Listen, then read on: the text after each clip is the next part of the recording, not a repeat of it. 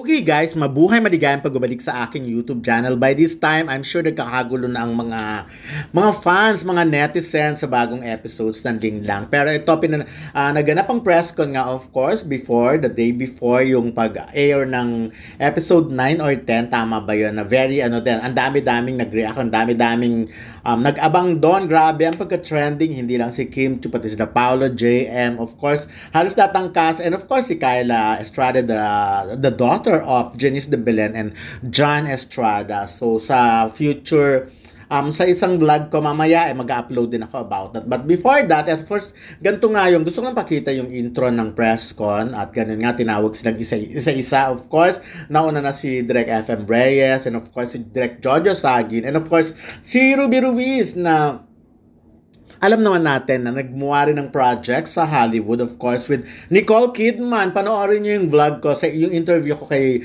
Ruby Ruiz about Nicole Kidman.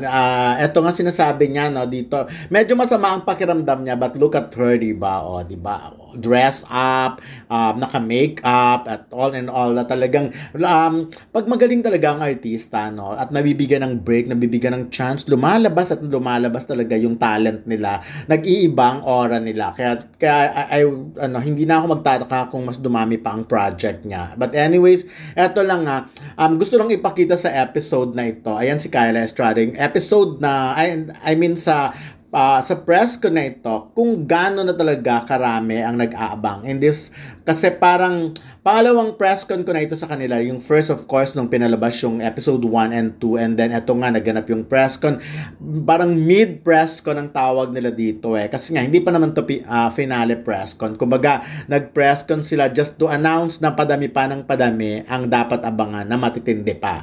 So, na true enough naman, ang dami ko nang nakakausap, na nababaliw na sila sa mga, at talagang lahat talaga nagko-comment about Kim Chiu, about Paolo Avellino, about JM, about Kyla, lahat ng cast, pati nga sila Angie Salvacion. But anyways, yung press, ito, yung topic natin is about JM de Guzman, kasi ang daming pumupuri kay Paolo Avellino simply because ang ganda-ganda, no, ang galing-galing naman kasi talaga ni Paolo. Talagang yung transformation niya, nakita niyo naman sa first few episodes, ang payat niya dahil boxer nga siya, and then sa mga susunod na episode nung nag-upload na siya, talagang tumaba naman talaga siya. Yung itsura niya talagang, alam niyo yung losyang na tatay, yung ganun, yung dad bod na tinatawag, well, parang itsura nang nawala ng gana sa sarili. But of course, nag-explain nga si Paolo Avellino about that, na ganun talaga siyang artista kaya nga, diba, sinabi niya nga na may mga project siyang medyo napakawalan. At ayan, nakita niyo naman si Maricel Soriano, of course, na again and again talagang kumikinang bagay sa kanyang pagiging Diamond Star, with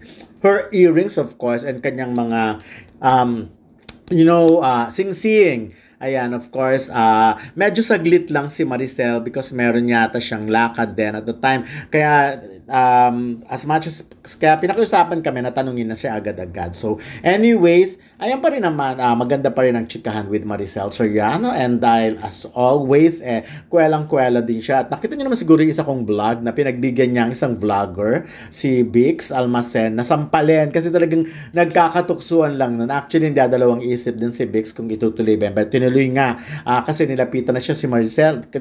At minotivate siya, kaya nung tumayo, yun na, sampal. Pero hindi pa nga malakas yun sa totoo lang. Pero sabi ni Bix, malakas na. At of course, ayan, ang kakaiba na namang itsura ni Kim Chiu. Actually, hindi siya super kulot, talagang sakto lang. Tsaka pinanindigan niya talaga, kailangan talaga as Kim Chiu, of course, as Julian, sexy talaga siya. So, ayan, mainis kayo sa kagandahan niya. Imagine, pati yung mga pamangkin ko na nanonood ng Linlang, naiirita na kay Kim Chiu. Ayan, gusto kong pakita kanyang, diba, naka-leather shit dyan. At yun na nga, parang ang dami nilang pagbabanta kay Kim Chiu. But anyways, ayun na, marami pumupuri kay Paolo at kay Kim, pero sa totoo lang, hindi nagpapakabog si JM when it comes to pag-arte. Aminin natin at hindi talagang hindi rin lalabas yung husay. Yan, nila Kim Chiu, nila Paolo Abilino, nila si Maricel kasi given na yun, pero si Paolo, si Kim, hindi rin naman lalabas ang kanyang husay, or even ni Kyla, kung hindi ganon kagaling na ka-eksena si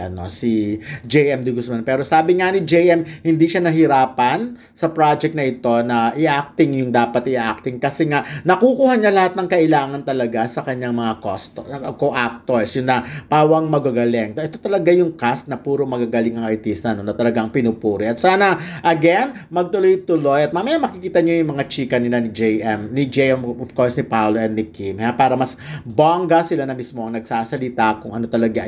Ang nararamdaman nila, mas hindi pa talaga dapat napangalan. Okay, ito na guys. Uy, ang gandang tanong. Kasi sino ang mas masarap magmahal? Siguro si Alex po, kasi siyempre, di ba, asawa niya na si Victor, tapos nandiyan na sa harap niya, magkasama pa sila sa isang bahay, kikitain niya pa rin si Alex. So,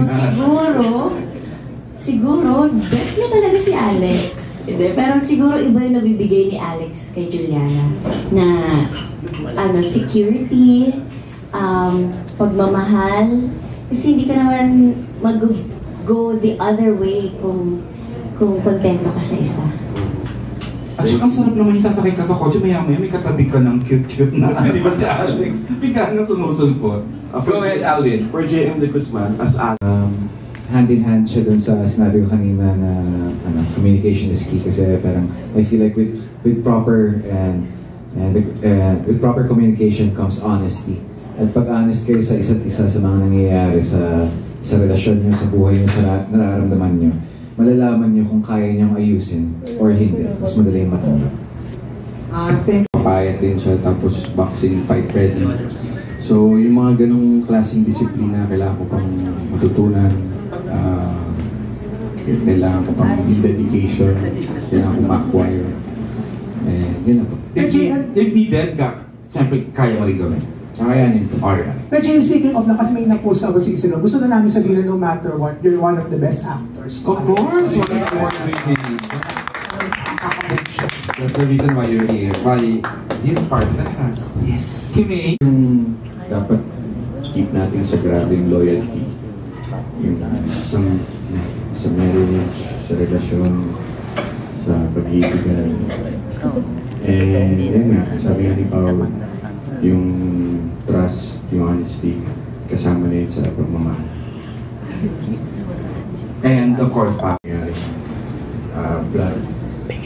And for me, yung pagkagawa ko ng role, hindi ako masyadong nahirapan dun sa panglilin lang kasi na-portray ni yung mga cast po, mga co-actors ko, buo po yung characters nila.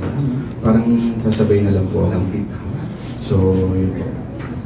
So, happy ka naman na nagawa mo ang din lang. Happy with the team of Direct FMR And JS.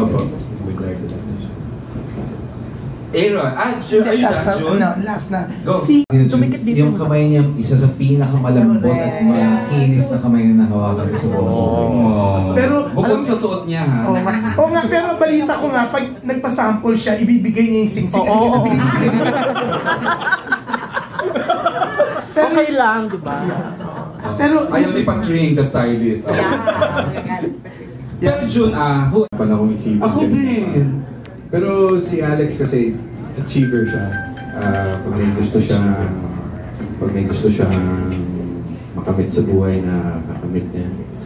And pag may gusto siya ng buhay niya. Pero yun nga, sa maling paraan lagi. is he loyal? Would you say to a foe? No. To a friend. To a foe? Fault na umabot na point na sa yung loyal ba siya kaibigan na minsan maling-mali na kaibigan? Hindi rin. Ay, may twist pala yun.